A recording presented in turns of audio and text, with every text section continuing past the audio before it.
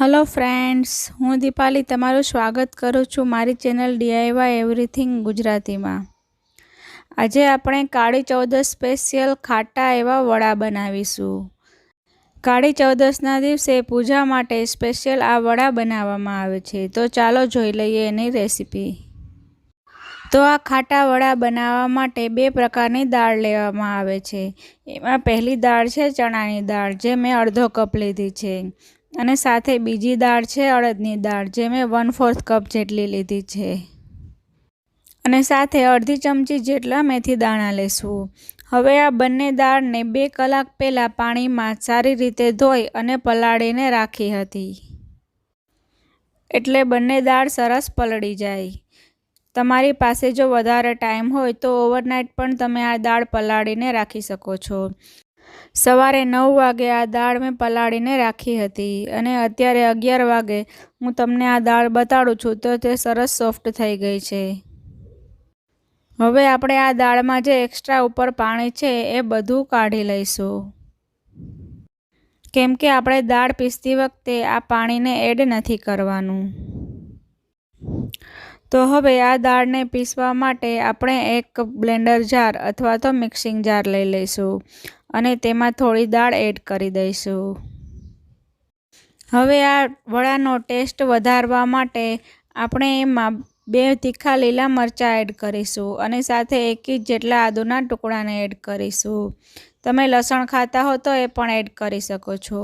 હવે મેં અહીં 2 મોટી ચમચી જેટલું ખાટું દહીં લીધું છે, એ એડ કરી દઈશું, અને બધી વસ્તુને કોર્સલી ગ્રાઇન્ડ કરી લઈશું।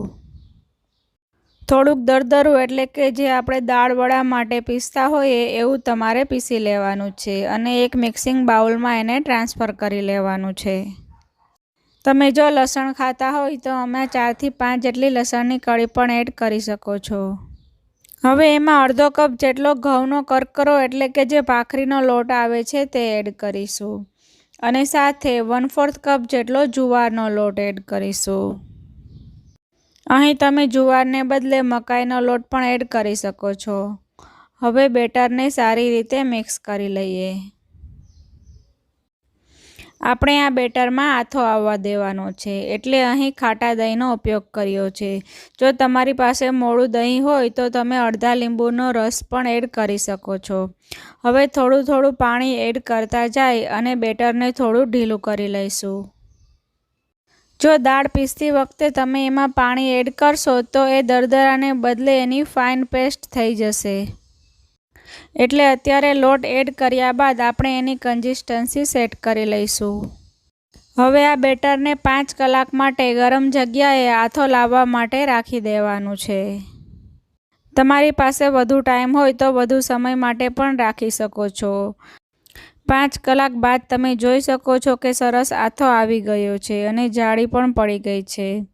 હવે એકવાર મિક્સ કરી લઈશું।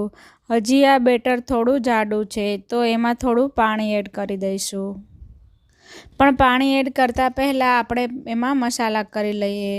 તો સ્વાદ પ્રમાણે અથવા 1 ચમચી જેટલું નમક એડ કરીશું, સાથે ચપટી જેટલી હિંગ એડ કરીશું, અને આ બેટર અત્યારે વ્હાઇટ કલરનું છે તો એનો કલર સરસ આવે એમ માટે અડધી ચમચી જેટલી હળદર એડ કરીશું, અને સાથે કશ્મીરી લાલ મરચું પાવડર એડ કરીશું। 1 ચમચી જેટલી ખાંડ એડ કરીશું।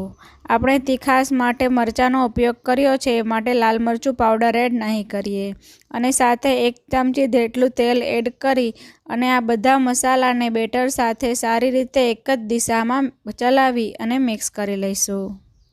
દિવાળી અને ભાઈબીજ જેવા તહેવાર સ્પેશિયલ ગુજરાતી ફૂલ થાળી માત્ર 60 જ મિનિટમાં બનાવવા માટેની રેસીપી તમે મારી ચેનલમાં જોઈ શકશો, અથવા તો આ વિડીયોના એન્ડમાં તમને એની લિંક મળી જશે।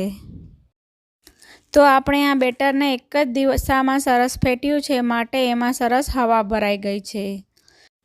તો હવે એમાં થોડું થોડું પાણી એડ કરતા જઈ અને બેટરને ઢીલું કરી લઈશું।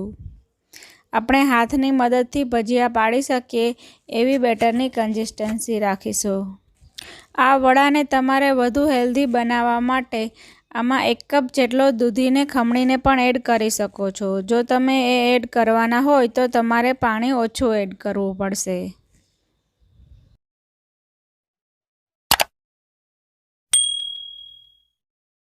તો આજથી આપણે વડા પાડી શકીએ એવું બેટરની કન્સિસ્ટન્સી અત્યારે થઈ ગઈ છે। તો હવે એમાં એક મુઠ્ઠી એટલે કે લીલા ધાણા અડધો કપ જેટલા એડ કરીશું અને ત્યારબાદ ધાણાને ફરીથી બેટર સાથે મિક્સ કરી દઈશું। તમારે આ બેટરને ચમચાની કે હાથની મદદથી એક જ દિશામાં તમારે એને ફેરવવાનું છે। હવે આપણા વડાનું બેટર રેડી થઈ ગયું છે। તો અહીં ગેસ ઉપર મીડિયમ ગેસની ફ્લેમ પર તેલને ગરમ કરવા રાખી દીધું છે। તેલ આપણું સારું એવું ગરમ થઈ જાય ત્યારબાદ આપણા બેટરમાં 1/4 ચમચી જેટલો ખાવાનો સોડા એડ કરીશું અને ફરીથી તેને એક જ દિશામાં મિક્સ કરી લઈશું। અહીં તમે ખાવાના સોડાને બદલે ઈનો પણ એડ કરી શકો છો। સોડા કે ઈનો એડ કરવાથી આપણા વડામાં એકદમ સરસ જાળી પડશે અને વડા રૂ જેવા પોચા બનશે।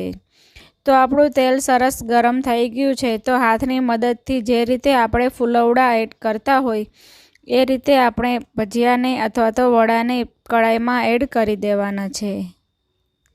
તો અહીં વડાને એડ કરતા સમયે ગેસની ફ્લેમ મીડિયમ કરી દેવાની છે અને ત્યારબાદ જેવડી તમારી કડાઈની સાઇઝ હોય એ પ્રમાણે એમાં વડા એડ કરી દેવાના છે। જો તમારું બેટર એકદમ સરસ રેડી થયું હશે તો વડા કડાઈમાં નાખતાની સાથે જ પલટી જશે અને ઉપર આવી જશે। તમે જોઈ રહ્યા છો કે વડા એની જાતે જ પલટી રહ્યા છે, મારે ફેરવવાની જરૂર પણ નથી પડતી અને વડા સરસ ફૂલી પણ ગયા છે, એમાં જાળી પણ પડી ગઈ છે। તો લગભગ 1-2 મિનિટ સુધી એમણેમ રાખ્યા બાદ ચારાની મદદથી તમે આ રીતે એને ફેરવી અને ફ્રાય કરી શકો છો। ઉપરથી સરસ ગોલ્ડન બ્રાઉન થઈ જાય અને સારો એવો કલર આવી જાય ત્યારબાદ એને તેલથી નિતારી અને ઝારાની મદદથી આપણે બહાર કાઢી લઈશું। આ વડાની એક બેચને ફ્રાય થતાં લગભગ 3થી 4 મિનિટ જેવો ટાઈમ લાગશે અને વડા તળાતા સમયે ગેસની ફ્લેમ મીડિયમ જ રાખવાની છે। આપણે એના બેટરમાં હળદર એડ કરી છે એટલે વડાનો કલર એકદમ સરસ પીળો આવ્યો છે। તો હવે આ જ પ્રોસેસથી આપણે બાકીના બેટરમાંથી બધા જ વડા બનાવી લઈશું। અહીં તમારે વડા તેલમાં મૂકતા સમયે એ વાતનું ખાસ ધ્યાન રાખવાનું છે કે તેલ મીડિયમ ગરમ હોવું જોઈએ। ગેસની ફ્લેમ હાઈ રાખી અને વડા તેલમાં મૂકશો તો તરત જ વડા બળી જશે અને એનો કલર ડાર્ક થઈ જશે અને અંદરથી કાચા રહેશે। આપણે કાચી દાળનું જ બેટર બનાવી અને વડા બનાવ્યા છે તો એ સારી રીતે કૂક થાય માટે ગેસની ફ્લેમ મીડિયમ રાખી અને વડાને ફ્રાય કરવાના છે। આ વડાને તમે દહીંની ચટણી સાથે, ગ્રીન ચટણી સાથે કે પછી કેચઅપ સાથે ગરમ ગરમ સર્વ કરી શકો છો।